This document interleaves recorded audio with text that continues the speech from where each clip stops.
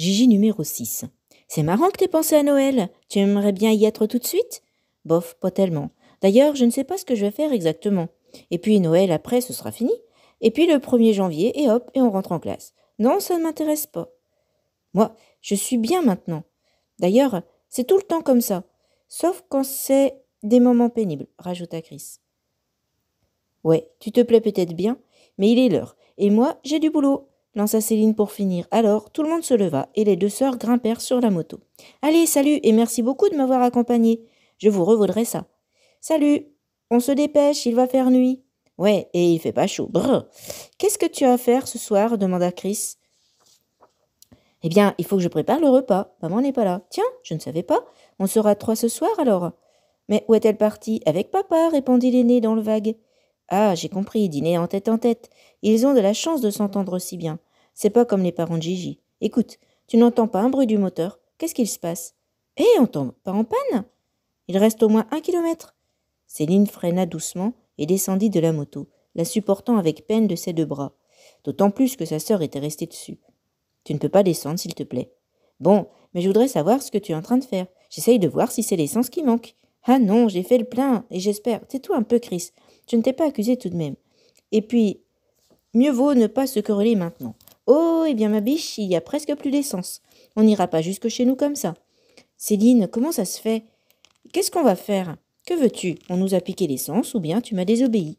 Mais ce n'est pas le plus important, se hâta de continuer la jeune fille, avisée. Le vrai problème est de savoir comment on rentre à la maison. On est à 1000 milles de toute terre habitée, Saint-Exupéry.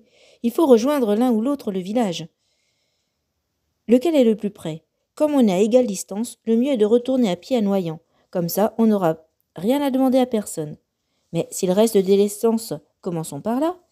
Oui, répondit Céline d'une voix ironique. Et quand il fera tout à fait nuit, on sera à pied sans phare, tandis qu'en marchant pendant le crépuscule, on roulera avec les phares dans la nuit complète. C'est pas bête, mais pas marrant non plus. 1, 2, allons. Te plaira pas, tu tires pas la moto, toi. Te plains pas, tu tires pas la moto, toi. Je te relayerai si tu fatigues trop. Merci. Oh, j'aimerais être déjà chez nous. En marchant vite, peut-être. À ton avis, à combien on va? Peut-être à 5 à l'heure avec la moto. Tu trouves pas qu'il fait déjà nuit, toi? Ben plutôt. On n'y voit plus rien du tout. D'un commun accord, les deux sœurs enfourchèrent alors la moto. Elles étaient persuadées qu'elles ne finiraient pas le voyage à moto. En effet, elles n'avaient pas fait 700 mètres que l'engin octa puis s'arrêta. Défaitistes, elles restèrent l'espace d'une seconde sans bouger. « Oh non, c'est pas vrai !» s'exclama alors Chris. Sortie de sa torpeur, sa sœur ajouta très vite. « Si seulement on avait pu attendre Noyant !»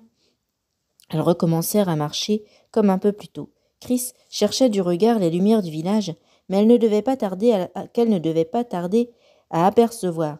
Mais il faisait tout à fait sombre, les nuages ayant couvert le ciel, immaculé pendant la journée. La nuit de ce fait n'était pas glacée, mais voisinait les 0 degrés. « Céline, le village n'est pas si loin pourtant, » commença la plus jeune d'une voix anxieuse. « Mais il neige !» s'exclama-t-elle soudain. « Céline, il neige !»« Tu crois ? Oh oui, tu as raison. Mais c'est tout simplement sublime, hyper génial. Oh, et puis, elle tient sacrément bien. Ouais, et je préférerais être au chaud. Mais les phares, tu peux pas les allumer? Ben, je crois pas. Ah, mais si, ce bouton-là, c'est fait exprès, et dire que j'ai jamais su à quoi il servait. Attends.